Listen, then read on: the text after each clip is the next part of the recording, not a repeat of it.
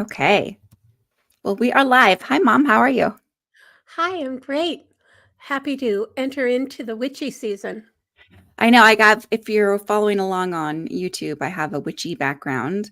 And my mom is going to be holding up some of the books that we talk about today so you can get a peek. But I'll also put some images of the books we're talking about on Instagram too.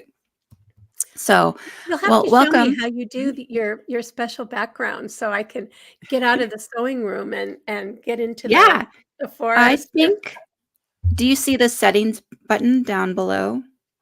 No, but I've got my screen. My screen is Okay. set up differently. Oh, okay. All right. So, why don't you start us off? What's our theme for today? Well, do you our theme is witchy books, and I was going to ask you if you're a fan of reading super scary books during the fall spooky reading season. Do you like to do I that? love it. And I even have one that's a horror genre that I just finished that I think is my Wow. best book of the year. No kidding. Well, I can't wait to hear about it. Yeah. I've never been too much into horror or anything that's like too terrifying. I don't want to be watching my back and not be able to turn out the lights when I go when I go to bed. So, Yeah. but I do really like to read books that are about magic or have a cozy autumnal atmosphere. I really do enjoy that. If And in the past month, I really lucked out. And it's so funny. All four of the books that I'm going to mention today are about witches or spell casting or women that have unusual abilities. So um, they all strike a cozy balance between charming and magical without being scary at all. So, I anyway, would say that the four that I chose, there's one that I wouldn't necessarily say is cozy. It's listed as a thriller, which we'll talk about. I think we've both read this one. Um, but the rest of them are definitely have a very cozy feel. So we know that my bar for like Asian family drama books is pachinko. So my bar for cozy autumnal Octobery kind of vibes is the Practical Magic movie from the 90s or whenever that was. well, exactly. So Yeah. many people are just, it's a tradition that they rewatch the movie Practical Magic every fall to kind of get them into the mood. Exactly. And I would say quite a few of these really encompass that. So, why don't you start with your first Well, book? my first book is Magic Lessons by Alice Hoffman, which was published October 2020 by Simon and Schuster. And we were just talking about the movie Practical Magic. That is um, just a given in so many households where everybody just gathers around and watches that movie. Hocus Pocus, I think, is another movie Oh that people yeah. like to watch. So anyway, I read Practical Magic years ago, and I I I remember the details. In fact, I just rewatched the movie fairly recently because I usually try to watch a movie, not Yeah. necessarily that one, but something to kind of get me into the fall mood. And Magic Lessons is Alice Hoffman's prequel to the Magic series. And if you remember Practical Magic, the two main characters that Nicole Kidman and Sandra Bullock played Mhm. were cursed. There was a Yeah. family curse that started centuries earlier by their ancestor. And this book is about Maria Owens, their ancestor who started this um, curse that haunts the descendants to the present day. Right. So the ancestor's name is Maria Owens, and she was found abandoned as an infant in the forest, and she was discovered by a woman named Hannah Owens, who adopted her and raised her. And Hannah taught Maria a lot about the unnamed arts, is what they call them. Mm. So um, things that grow in the forest, herbs, all kinds of plants. They were harvested by these women and either dried or distilled and used for quote unquote remedies, which could be anything from an actual illness to a husband that wasn't behaving. And anyway, one of the lessons that Hannah taught Maria was very important was always love someone who will love you back. Don't squander your affections on someone who doesn't reciprocate or treat you well. So Maria thought that was what she was doing when she fell in love with a man named John Haythorne, and he misrepresented himself to her. He seemed like he loved her. He was visiting her area. She lived in England, and he was visiting her area for business purposes when he actually lived in Salem, Massachusetts. Okay. Well, Maria thought that her feelings were reciprocated, but she was bitterly disappointed when John Haythorne up and abandoned her and got on a ship and went back to Salem and left her pregnant with their child. So what does Maria do? She follows him to Salem, and once in Salem, she learned some truths about him, which I'm not going to spoil. But what she learned about John Haythorne was what caused her to summon the curse that stayed with the Owens family for centuries. So in this book, there's magical recipes, lots and lots of references to herbs and spells and what various herbs are good for, which was kind of fascinating, actually. Yeah. And also, the book isn't like a real feel-good book. I mean, it's full of tragedy and sorrow and heartache and all kinds of problems for women who have abilities, such as Maria, who happened to live in Salem, Massachusetts in the 1600s. So you can imagine.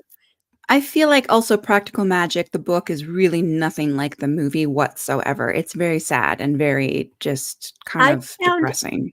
I hadn't, as I said, I hadn't read the book for quite a while. And when I rewatched the movie recently, I was very disappointed. I thought the movie trivialized everything and was actually kind of silly. And, I love Sandra Bullock and Nicole Kidman. And oh my gosh, the set design, that house that they live in. And do you know that was not a real house? It was totally just like a set. Oh, that's sad because I just want it to be real. Really. So anyway, I enjoyed the book, and the characters really stayed with me. And it has made me want to read more books in this series. So. While you were talking, I was trying to look up a book that this reminded me of. Actually, that was a Norse kind of mythology book that I've recently read, and where one of the main characters is kind of a witch, or I don't know, she's a healer as well. And there's a lot of like foresty scenes where she's harvesting special things. Anyway, but I can't remember the name of it. So if I think of it, I'll share it. But I love that. Okay, so I'm going to start with a YA for my first one. And this book came out in 2019. It's published by Razor Bill, which is not a publishing company that I've heard of before. I did listen. Yeah, I will have to see who owns it. I'm sure some other larger publishing house owns it. But this is a young adult book that is by, it's also a debut. It is a series, the first in a series, and it's by Isabel Sterling. And the book is called These Witches Don't Burn. And this is also billed as, again, young adult fantasy, but also romance. And it is LGBTQ+. So there's a bit of that. So Hannah is our main character, which seems to be a very witchy name, apparently, from the book that you just shared, Hannah. Anyway, Hannah is a real witch, and she is an elemental who can control the elements like fire, earth, water, and air. She lives in Salem, and she has to keep her magic a secret or risk losing it forever. And her family is a part of a local coven. Even her dad, her mom, and they all have to be very secretive about who knows about their magic. So between dodging, she's in high school, so she has an ex named Veronica that she's not quite over. But she has a after school job at the Fly By Night Cauldron, which is a metaphysical shop, which reminds me very much of like in the Bay Area, we had the Psychic Eye bookshop, and it's very much like that. So life gets really messy when dark magic begins to surface around Salem. It starts at a school bonfire, and Hannah suspects that there is a dangerous blood witch who is maybe a teenager. But her coven isn't convinced, and so they want a little more research to be done. And since she is a high schooler, she is then teamed up by her coven with her ex-girlfriend Veronica. So they're hunting for this blood witch, and Hannah does meet Morgan, who is a brand new girl in town, not witchy, just a ballerina, just a nice girl. And Hannah starts to develop a little crush on Morgan. So there's kind of a romance there. There's a lot of mystery here, lots of fun characters.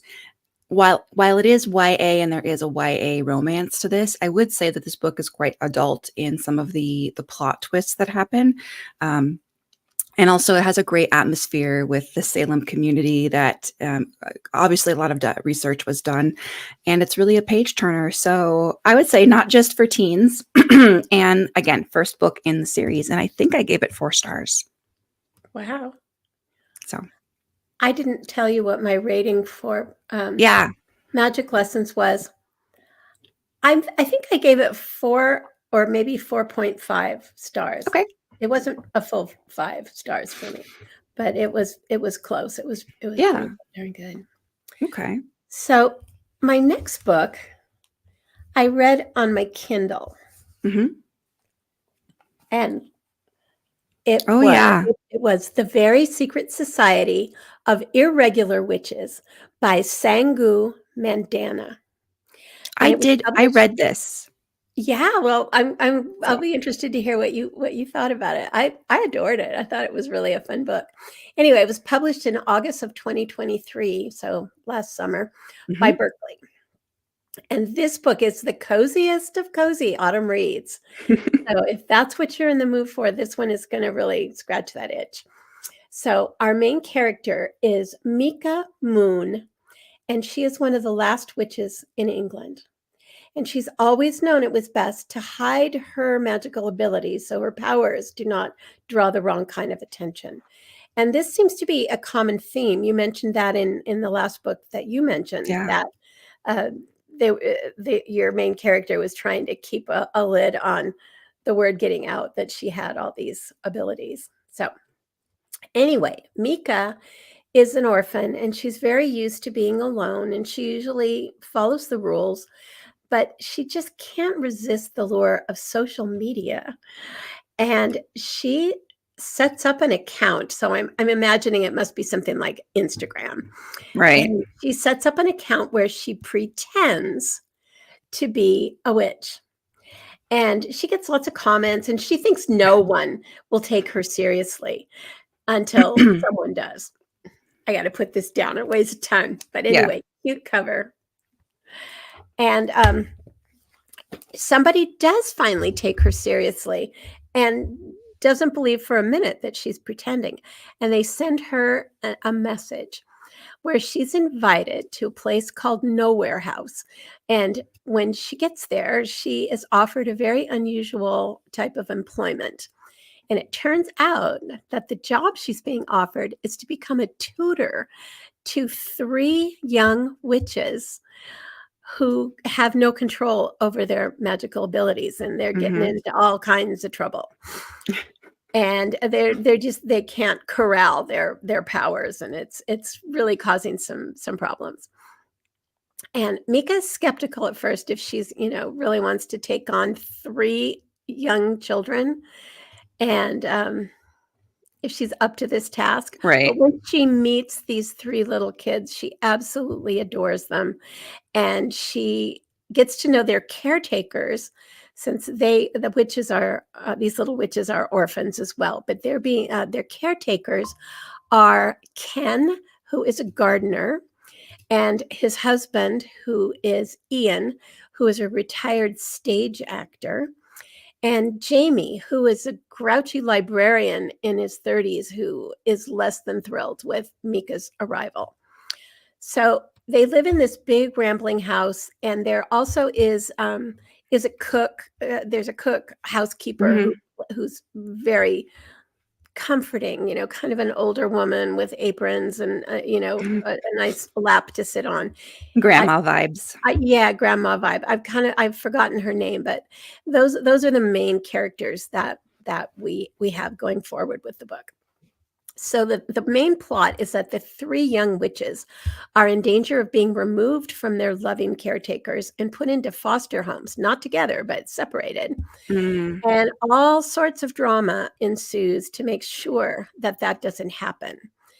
Their legal guardian is a woman who's an archaeologist, and she is very rarely on scene. And the caretakers are people that she's hired. I mean, I guess this archaeologist. It's kind of like Charlie's Angels a little bit. Like you never get to meet or see Charlie, but then you've got Bosley or whatever kind of supervising. And there are some very important papers that need to be signed, but the archaeologist can't be bothered to come back to take care of these legal things, which I think have to do with her will and also the future caretaking of these three children that she's adopted. And this really icky lawyer has been hired, and he is not sympathetic to children. If he gets wind that there's anything untoward happening in that house, which there is because of these witches, all of a sudden, a ball of flame will come, out of one of their mouths. I mean, they have all these powers that Mika is trying to teach them to corral, but they're not there yet by a long shot. What are the ages again of these children? I think they're like 8, 10, and 11, something. I mean, they're quite young. So, yeah, okay. They're not babies, but they're not big kids either. So anyway, Mika gets involved in trying to get her three charges to control themselves so that if this lawyer turns up, there won't be anything shocking that occurs from these children anyway. So as Mika continues to live in this household, she's finding, this is such a lovely story of found family. She's never had a family of her own, and she becomes so close to not just the children, but with Ken and Ian. And there's even kind of sort of a little spark of romance between herself and Jamie, the grumpy librarian. So if you enjoyed, this book has really put me in mind of The House on the Cerulean Sea. I was just going to say that. Clune. If you liked that book, you're going to love this one. This is going to be right up your alley. Very similar vibe. And you'll get the same really feel-good feeling. There are some shenanigans that go on that you really are going to have to suspend belief, but this is a book about witches, so you're probably already there. But there's lots of harebrained schemes. The characters will warm your heart. And this little touch of romance is, you're kind of hoping maybe it's going to go somewhere. But I found myself wanting to hug this book when I was finished with it, which I don't very often. So it was a sweet book. What did you think of it? I liked it. I did not like the romance aspect between the librarian and me. Because Jamie was so prickly and, why all of a sudden is he coming around? Yeah, he's such a jerk. And then all of a sudden he flips. So it didn't make any sense. That's true. But the kids were adorable. I really enjoyed the caretakers and just the plot with the lawyer and this, the main, the architect or whatever she was, archaeologist that was never around. It was very, very mysterious, very strange. Well, there is But also, something that's the 3 little witches decide they're going to try to take matters into their own hands, mhm. and they create something absolutely hilarious that is you're just thinking, "Oh, no, they've ruined it all." I can't tell anymore because I don't wanna spill the beans, but I was just, like, rolling on the floor. It was so ridiculous. I thought it was pretty cute. So yeah, definitely got those cozy vibes. Yep. Hmm. Okay, my next book is The Witches of Moonshyne Manor. Did you read this one? No, I haven't even heard of this one. This is by Bianca Marais, and it was published in August of 2022. Also, another publishing house I've never heard of, which is Mira, Mira. Huh. And this is a book that I paid for immediately as soon as it came out, meaning like full price, got the book in hand. And I always will buy and support books published about main characters that are over 60. Even better if they're over 60 and witchy, great. Because I feel like this is an age group that is really underrepresented. And the only way to tell the publishing world that we appreciate these types of books is to, put our dollars where our love Well, is. good for you. You certainly made me intrigued. I'm gonna have to, place Yeah, my order. this is so again, I'm always a big fan. Here's my disclaimer of like using the library and thrifting books through apps like Pingo. But in this case, I wanted to support this author and this release with the publisher. So I bought it right away. So here's the summary. We've got 5 octogenarian witches, and they live in a house all together, and none of them are married. They're supporting everybody. They have they're on limited income, and there's an angry mob in this book that is threatening to demolish their house, and I think it's because the property that there's some question about the property that the house is on. So that's the main issue here.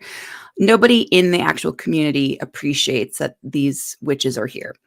So all eyes turn to the witch in charge, which is Queenie, and she confesses that they've fallen really far behind on their mortgage payments. So there's still hope, though, because there is someone in their coven, Ruby, who has been gone for 33 years, but they have this idea that she's going to be able to help save them. She has an inheritance. Maybe she'll be able to foot the bill for a little bit. But this angry mob is really the first start of their troubles. So one particular man is very hell-bent on avenging his family for the theft of a legacy that he claims was rightfully his. In an act of desperation, Queenie makes a bargain with an evil far more powerful than anything they've ever faced. And then things take a turn for the worse when Ruby's homecoming reveals a seemingly insurmountable obstacle. Oh, dear. So they have just problems mounting over problems. I do promise this is like a cozy feel-good book, though. The witches are all very determined to save their home and themselves, but their aging powers, so their powers are diminishing as they get older. They're So really they're not not a able match. to really use their magical abilities to just make this problem go away. Exactly, there might be something more to that as to why they can't really use their full powers. I just remembered that I believe there is a there's a queer character as one of the witches, maybe transgender. And anyway, just putting it out there. However, they have a new friend who is a very young girl named Persephone, and she is a TikTok influencer. She's also a witch, and she's very much into like smashing the patriarchy and brings in a nice dose of freshness here and helps them with some technology.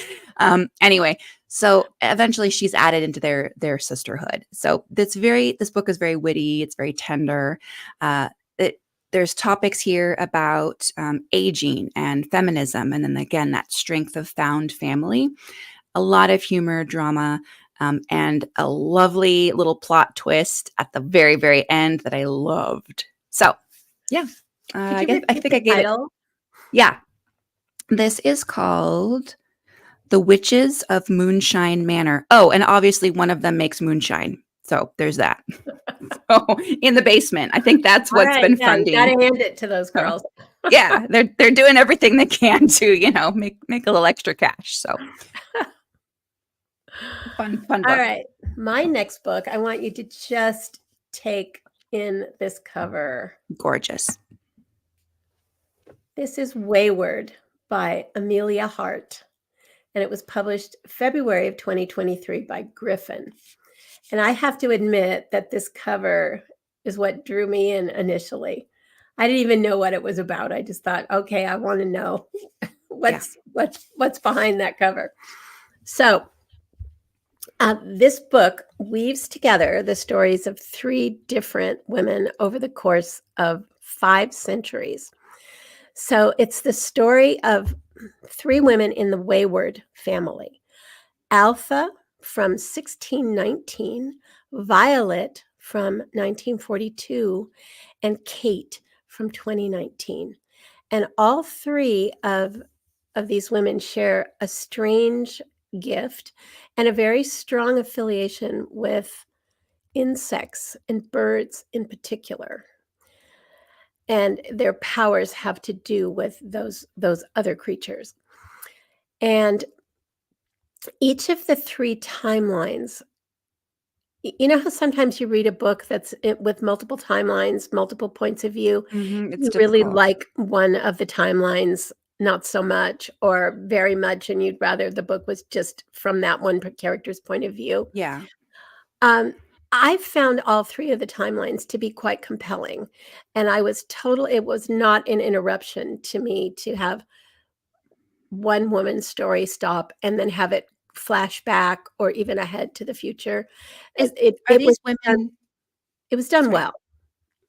Are these women related? Like, is this a generational story, much like Yes, yes. okay. Um, the book definitely is probably the least cozy of the ones Mm, that I'm discussing today, but there's a very strong theme of feminism and a certain sadness that over the centuries that all 3 of our main characters experience similar persecution in particular, especially Althea from the 1600s. I mean, I think she was put on trial for being a witch because somebody's cow mhm. died, you know.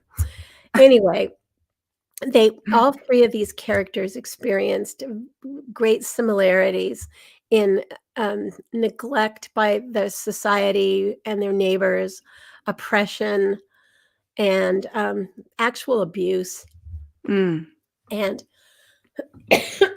excuse me, I'm sorry about that. Um, I did love how the Wayward Cottage, that's the one thing that stays the same for throughout all the centuries. Wayward Cottage is always available to be kind of a haven for these women. yeah. And the book was a combination of historical fiction for sure. And I think the author really did a good job with her research. There's some magical realism, you know, hence the connection with insects and birds. And some Gothic overtones. I think there was Mm, a really deep, broody atmosphere surrounding all 3 of the timelines. And love it. all of the women have very, very serious challenges. And of course, the challenges that they face vary depending on the time that they live. And they all end up seeking refuge in Wayward Cottage, and I just loved this book, and I may even read it again. It was that good, and I don't do that very often. You got yours from Book of the Month? No, this was one that I Oh, just ordered because no, it doesn't have a book of the month. No, I think I just ordered this one. I had seen it in a bookstore, or I had seen it online, and the cover was just so appealing. I kind of just took a chance. I knew I roughly the subject matter, but it was that cover that drew me in.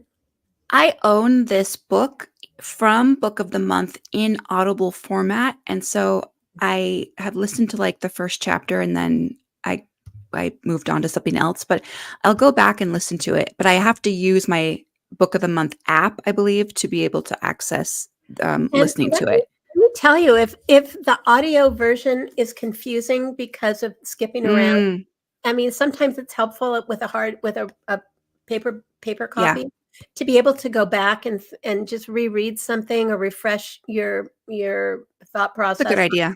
what was happening.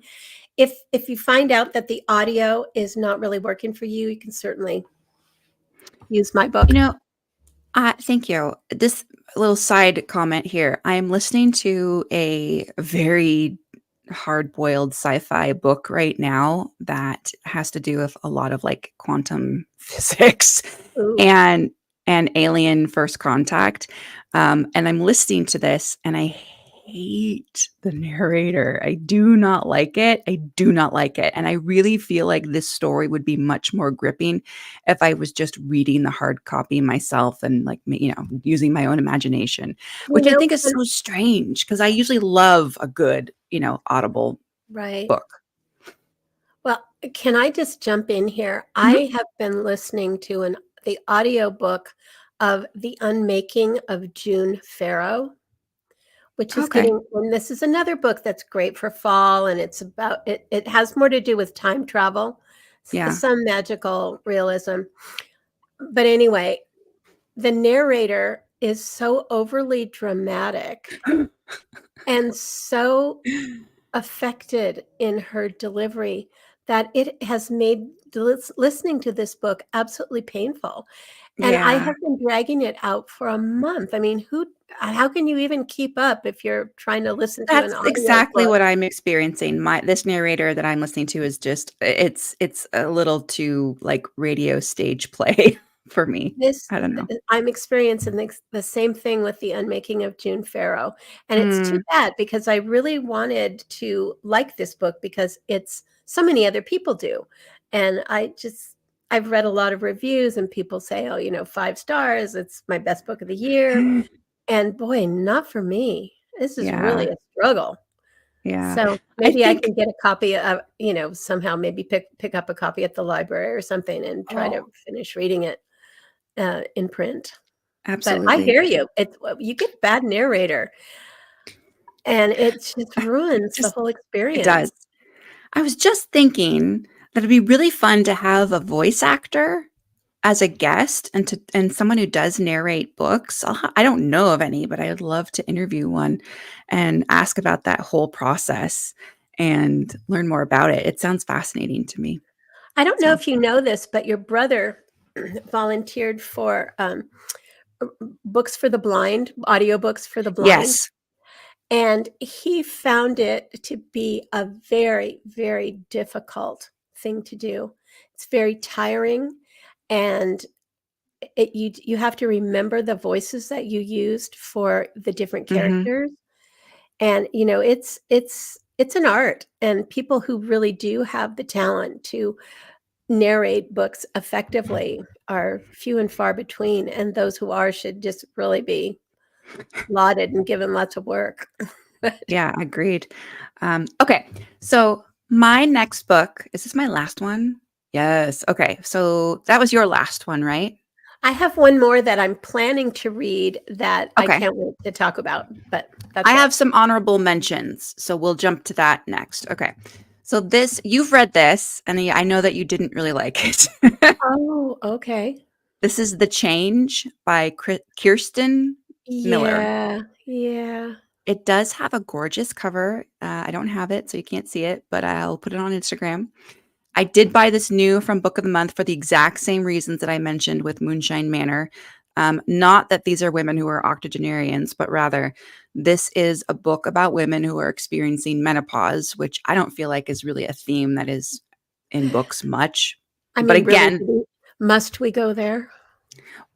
well, I Alright, like the fine. representation though of like not I like reading a thriller where not every single character is a 22-year-old world famous podcaster. You know what I'm saying? Like True. it's just like every single thriller. This is a thriller, so again, The Change. Um and this book gives away the theme here, which is women experiencing menopause, a genre that really isn't written about enough. I think there should be more representation. Maybe mom doesn't agree, but anyway. Okay. In this book, three women in their 40s, their late 40s, are experiencing a surprising transformation as they are approaching midlife, discovering that they've each developed unique powers. So, Harriet is kind of our main character. She's very sharp witted. She's a former advertising executive, very corporate. She gains the ability to manipulate nature. So, very much like Green Witch. Joe is a very fiery fitness trainer. I loved her character. She has children. She can harness intense physical strength. I'm not sure what that means. Intense. She can get really strong. Right. She's Uh, stronger than average. yeah, and then so Nessa is a compassionate nurse, and she begins to hear the voices of the dead. So very different powers for each of them. Their lives collide. I don't believe that they know each other before this, and somehow they connect. So their lives collide when Nessa's new ability leads them to the body of a murdered girl on the beach. Determined to find justice, the trio begins to unravel the dark secrets hidden in their seemingly idyllic town. And as they investigate, they encounter powerful enemies, dangerous corruption, and that forces them to use their new powers. So the change is a very empowering and suspenseful story. It really does blend a lot of mystery and supernatural. I would not say this is cozy. This is straight up a thriller. Um, though Harriet, Joe, and Nessa, through Harriet, Joe, and Nessa, the novel really explores strength and resilience and reinvention for these women. So I gave this 4 stars, but tell me you didn't like it. Tell me why. Well, it's been a couple years since I read the book. But as I recall, they used their powers to get revenge on men they felt did them wrong. That's true. I kind of forgot about that part. And Yeah, I didn't that's like maybe that. not so nice. Yeah. And, every woman goes through menopause at some point, but I don't really see why You're they need to talk right. about it a lot. This does have a very angry female kind of a Yeah, tone yeah. to it. So if that's not your thing, which it's not really, I mean, I don't want to say that's my thing. It's not, that's not my thing. However, um, I still thought it was really well written, and I really enjoyed Harriet. Harriet, I think, was the most vicious, but I liked her character the best with her planty powers. Anyway, let's jump over to the Well, book that you I want to wanted to read. just Yeah. ask if Oh, sure. this this author, I believe, has either recently published another book or is coming out with another book that has been greatly, or very enthusiastically anticipated, or it has already been published, but I can't remember. So that would be something to look up. We'll have to see what else she Is might it? have. Let me look on Goodreads real quick. That is interesting. Um, And I do believe that whatever this next book is has has a different theme. So, and I agree with you. The book was pretty well written. The characters were very distinct from one another, and were all, intriguing, interesting. Um, I didn't always like the way they behaved, but the book was well um, written. so the next book that Kirsten Miller is producing is publishing is Lula Dean's Little Library of Banned Books. Oh my So it's gosh, I did read that one and I hated it. what? Oh, well, maybe this is not the author for you, Mom. No, I guess I'm just not gonna give her any more chances, but people loved that book. I did not. I thought it was just stupid, but, Okay. I should try to Uh, be a little more articulate and tell you why. There's a town where yeah. Lula Dean is a very manipulative, mean-spirited, super ultra conservative woman who wants all kinds of books to be banned, and she has a free little library in her front yard, and in her little library box that she has out on her lawn, she has books that she thinks are appropriate. And what some young people in the town think is hilarious is that they take the books that Lula Dean thinks are good books to read, and they take the covers off them and put them Oh. on books that are banned books. Now, there was an opportunity here that the author did not take advantage of. There are many banned books, such as To Kill a Mockingbird.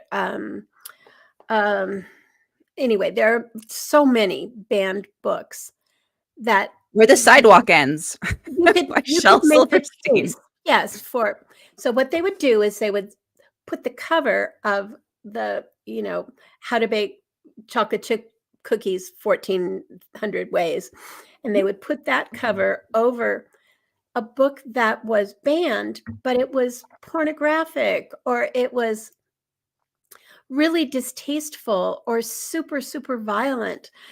And I just think the author missed an opportunity to mention more quality books instead of just these dumb books that, were trash anyway. So Yeah, anyway, like what's the real I did message not here? care for it. And the language in the book was kind of foul and Oh. unnecessarily so. Anyway, this book did not appeal to me on any level. Sorry. Well, okay. But I'm Well, an and outlier. that's okay. We haven't read that. So anyway, tell me about the book that you plan to read. Another really cool cover. I've been wanting to read that too. Oh, I want to borrow it when you're done. This is The Spellshop by Sarah Beth Durst, and it just came out this July 2024 by Bramble, which is also the book is different in size than. Look at those sprayed purple edges. Ooh. See how different it is? Tiny. It's smaller than an average book. And yes, there are purple sprayed edges. I wonder if they made it smaller to make it look thicker. Maybe. The Maybe print is decent, and oh yeah, okay, that's readable. Not unusually large or unusually small. But anyway, The Spellshop is it features. I haven't read it yet, but I keep hearing reviews. I haven't heard a bad review yet of this book. Gorgeous cover.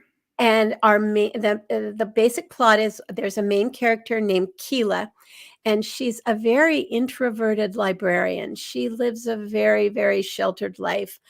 And she's been working for her empire. So this is in a completely, fantasy world. Okay. She's been working for her empire, guarding this library full of spell books. And a revolution begins, and the library is set on fire in a battle. So Keela has a magical assistant named Kaz, who is a spider plant. What? Yeah. What? Yeah. So what? Keela and her spider plant, the spider plant isn't, it can give advice, but it doesn't have arms or anything. So it can't. Does it talk? It communicates. I haven't read the book yet, so I don't know. Oh, right. Sorry. Okay. For sure. Okay. The Kaz is described as being sentient, and I'll have to look up that word. So, well, sentient means it's like it has a mind of its own. Yeah, it understands things, right? So anyway, Keela and Kaz assemble as many of these spell books as they can possibly arrange to tote out of the library. And it turns out Keela was raised on a very private island, very remote island. And somehow Keela and Kaz get all the books, all the spell books that they can, and transport everything to this island. And there's a village on the island, and it's kind of a sad, mopey little village that, people live there and they have businesses, but nobody's really that happy. And there's a lot of things that just seem to be missing in this village. There is a bakery, and Keela realizes one of the things that's been really missing that would help this bakery out a lot is jam. And so using her, she's not really hasn't really used the spell books in the past, but they're there as a resource. So she uses the spell books and she figures out how to make jam, and she sets up a shop selling jam, which really brightens things up in this gloomy village, from what I understand. Okay. So she's adding some sweetness to the town in more ways than one. And not only does she have some success selling her jam, but she starts also serving up secret spells using her resource again of all those books that she moved out of the library and to help people who are in need. So I think it sounds like an absolutely adorable book, and What I is can't wait. It what was is the actual described as cottagecore, and I haven't heard that Yeah. expression before. Do you know what that means exactly? Yeah, it's basically like the vibe is like super cottagey, maybe a little bit. It's a definitely cozy, kind of, a little bit Ghibli, like Totoro kind of cozy Oh, vibes. okay, yeah. What was it called again? Because I can't find it on Amazon. The Spellshop, and Spellshop is one word, Oh, no wonder. Okay, sweet. and the author is Durst. Got it. Sarah Beth with Sarah with an H. So, Cool. Okay, yeah, mom. please, let's read it so we can discuss. Yeah, I'm gonna get one. I'll get a copy and then And if we can read anybody it. out there is listening, and has read it, please leave us a comment. We'd love to know Yeah, what you thought. I'm just trying to picture a little sentient spider plant carrying books out of a burning library. Anyway, Well, looking so at the cover, there is some detail that won't show up, if I just hold the book up, but okay. there are steps leading up to a cozy-looking cottage, and there is, I don't know if you can see it, there's a little winged dragon just sitting on the steps. What? Mhm. Okay. I do see that. Okay. I wanted to just mention, I guess this is sort of the same thing, honorable mentions. I haven't read this book, but Kiki's Delivery Service, which has been made Oh, into a movie yeah. by Studio Ghibli. It's actually a book from 1985, and this was written by Eiko Kadono, a Japanese writer. And I think this is great to do like a family read. Like if you have kids, you could definitely Oh, read yes, this together, absolutely. and it would be fun for both adult and child. So Kiki is a half witch, and she never runs from a challenge. On her 13th birthday, she's eager to follow the witch's tradition, where she has to move to a new town all on her own and live there for 1 year. Brimming with confidence, Kiki flies to the seaside village of Koriko and expects that all of her powers will easily bring happiness to the townspeople and that she'll be happily accepted. But gaining the trust of these locals is a lot trickier than she expected. She has a very faithful, wisecracking black cat named Gigi. Kiki forges new friendships and builds some more inner strength, ultimately realizing that magic can be found in even the most ordinary places. So, very charming. Kiki has a lot of different adventures. I think each chapter is kind of like a different like delivery because she has a business where she delivers things. Kiki, being a half witch, is not terribly powerful. Her main power is that she can fly. So she makes the most of that. And then another one I wanted to mention, this is kind of in line with the Spellshop book that you just mentioned. And I don't know if you've read this, but I would definitely recommend it. Emily Wilde's Encyclopedia of Faeries. This is the I have read this, yeah. Did you not like it? It was just not quite my cup of tea, but I totally get why people love it, and somebody loaned it to me, Okay. and, Sydney loaned it to me, Oh, okay. and she loved this book so much, and it was so important to her. Even though I wasn't really into it, maybe it just wasn't the right time for me to Could be. pick up that book, but I did read it, and it was okay. I think it's gonna be a series. I believe there's It is. another book coming out. It's So, if for anybody who enjoyed that book, be sure to get the next one in the series because 'cause you'll love that one too. It's written by Heather Fawcett, and just quickly, this is a magical fantasy about a professor in what I think seems to be like the 1930s kind of an era. She's very curmudgeon-y. She moves to extremely like northern small town. I would say it's very like Scandinavian where she's going. And she's studying the local fairy folklore, and she discovers some very dark fae magic. She also finds friendship and love. It's very heartwarming. But yeah, there is a bit of a romance angle. She's also, I think, I don't want to say that she's autistic, but she is extremely focused on her work and she has zero social skills, which can be frustrating. Her character reminds me a little bit of Molly from the Maid series books, the Yes. Yes. mysteries, where she's just completely inept at understanding body language and Yeah. tone and Eleanor having one. Oliphant. Yeah. Yes, very Eleanor Oliphant. So anyway, that's maybe not for everybody, Did but did you buy the romance aspect? Because that troubled me. not at all. I didn't believe it. I don't want to talk about it because I don't want to ruin it, but I thought it's completely ridiculous. I still liked it. I don't mind it. Like I would probably read the next book in the series. It didn't irritate me as much as like this Irregular Society of Witches book romance that you talked about with the curmudgeony librarian. I just hated him. So I'm actually willing to give this book another try. I had to return it to the young Yeah, woman who loaned it to me. But if it's on comes on Kindle Unlimited or something, I may try again. It just may not have been the right time in my life for me to read that book. I went on to Pango and I got a paperback copy of this for like $3 plus media That's what mail I should shipping. do. That's I what I have would recommend. I do And then Pango quite a bit, and I often have credit, so that's what I should do. when you're done with it, you can re-release it into the wild I and will. let somebody else enjoy it. So, okay. Well, that concludes our episode all about witchy reads. Anything else you want to add, Mom? No, I think that's it. I'm reading some more good fall books, and I'll be happy to talk about those in our next Yeah.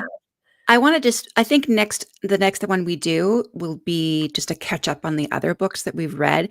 I really want to talk about that 5-star, maybe 6-star, is that a thing? Horror novel that I read. It was really quite mind blowing. So, I would also like to have a discussion with you on The God of the Woods that I read and really ugh, enjoyed, and you found problematical. I forwarded you just before the podcast. I came across a YouTuber who was reviewing various books that she'd read recently, and The God of the Woods was one of them. And she had some problematic issues with the book as well. And so I forwarded you okay. the um, the YouTube program, and you can listen to what she has to say. And I think her words will resonate with you because I you just felt, didn't care. I did yeah, not care. Zero. Did not care what was going on, didn't care about the characters. It was, and then all the back and forth. If you're going to make me go into a non-linear timeline, I got to really like and be invested in these characters and the mystery, and I just wasn't. So it was yeah, just a yeah, huge hassle. yeah, So yeah. on that note, thank you, and Well, it I makes will life interesting, doesn't it? That not everybody all agrees on what it makes a good book. So, exactly. I wanted it to be more magical too, I think. oh, Anyway, with the title, I thought it would be kind of magical. yeah, No, yeah. it was not. All right. Thank you, everybody, and we'll see you next time. Bye bye.